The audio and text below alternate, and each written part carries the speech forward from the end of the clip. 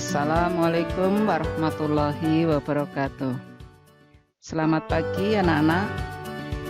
Marilah kita mulai pembelajaran bahasa Indonesia pada pagi hari ini. Kita melanjutkan pembelajaran yang pertemuan kemarin. Kemarin kita sudah membahas tentang pidato persuasif. Nah, materi sekarang kita lanjutkan menuangkan gagasan, pikiran, arahan, atau pesan dalam pidato persuasif. Adapun struktur isi pidato persuasif yaitu yang pertama, pernyataan posisi, yang kedua, tahap argumen, tiga, penguatan pernyataan posisi. Kita bahas satu persatu. Kita mulai dari yang pertama, pernyataan posisi. Pernyataan posisi merupakan pendapat atau pendirian yang diambil penulis terhadap suatu persoalan. Misalnya, apakah posisimu terhadap persoalan remaja dan bela negara? Pertanyaan yang dapat diajukan untuk menguji pernyataan posisi sebagai berikut. Siapa yang akan diyakinkan? Apa yang akan diyakinkan? Atau untuk mengubah pandangan atau perilaku? Jenis argumen apa yang menarik perhatian mereka? Dan yang terakhir bisa juga, apakah pernyataan sudah menyatakan posisi secara jelas? Kita lanjutkan yang kedua, yaitu tahap argumen. Argumen atau pendapat perlu dikembangkan dan didukung secara logis atau masuk akal. Dibuktikan dengan alasan, contoh-contoh, bukti pakar, dan informasi statistik.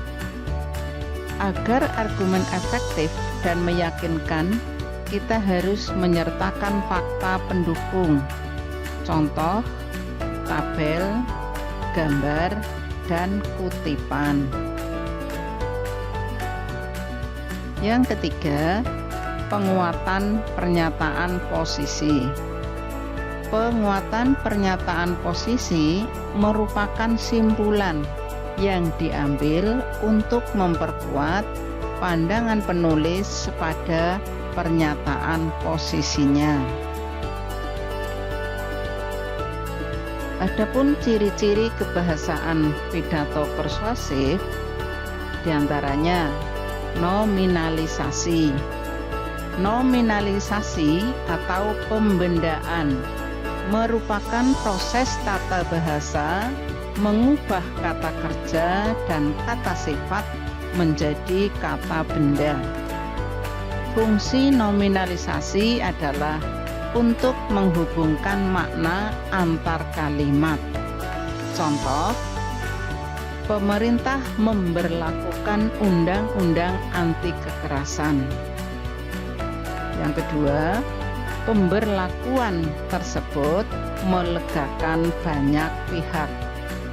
Kata memberlakukan dan pemberlakuan itu merupakan proses pembendaan yang berasal dari kata kerja berlaku.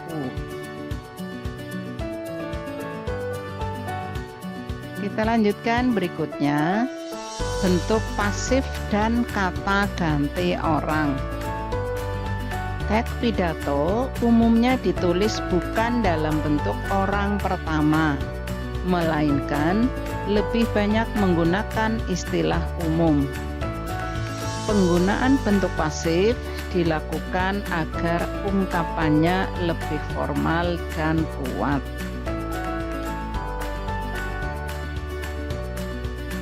Berikutnya, kosakata. Penggunaan istilah teknis dan abstrak sering dilakukan dalam pidato persuasif.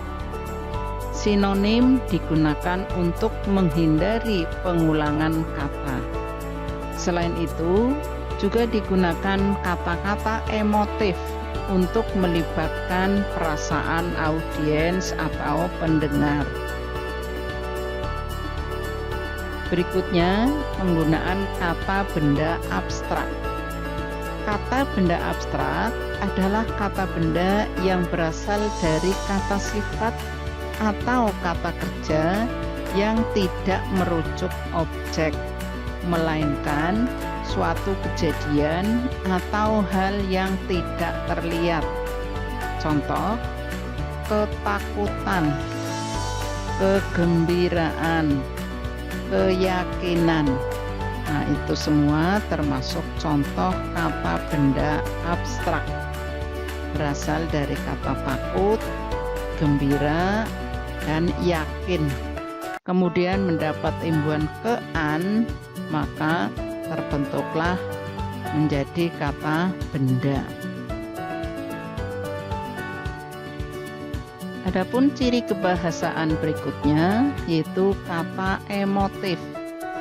Kata emotif adalah kata yang berkaitan dengan perasaan audiens atau pendengar.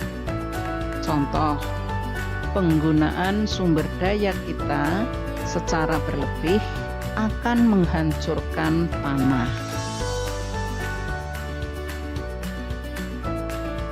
Ciri berikutnya, kata tugas atau konjungsi.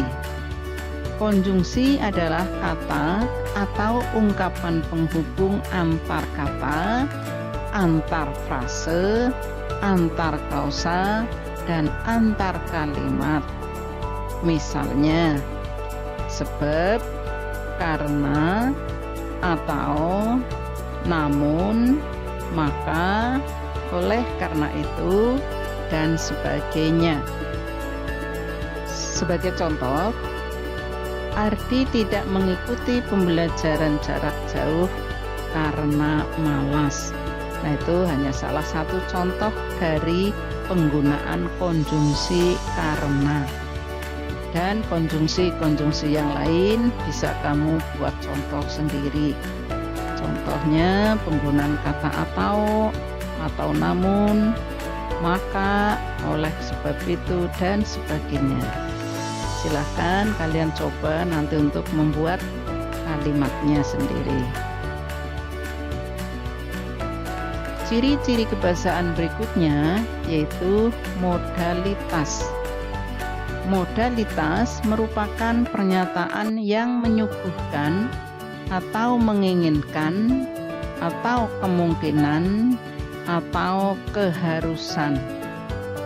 Misalnya, mungkin, dapat, akan, pasti, nyaris, seharusnya, tentu, dan umumnya. Itulah kata-kata yang termasuk jenis kata modalitas. Sekarang kita buat contoh dalam bentuk kalimat.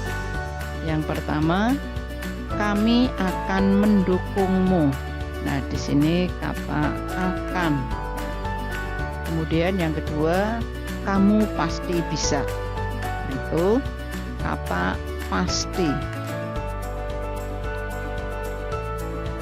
Demikian pembelajaran pada siang hari ini atau pagi hari ini. Semoga dapat bermanfaat dan bisa diambil hikmahnya. Terima kasih. Apabila ada kesalahan, tidak lain keburu minta maaf. Sampai jumpa pada pertemuan selanjutnya. Billahi taufiq wal hidayah. Wassalamualaikum warahmatullahi wabarakatuh.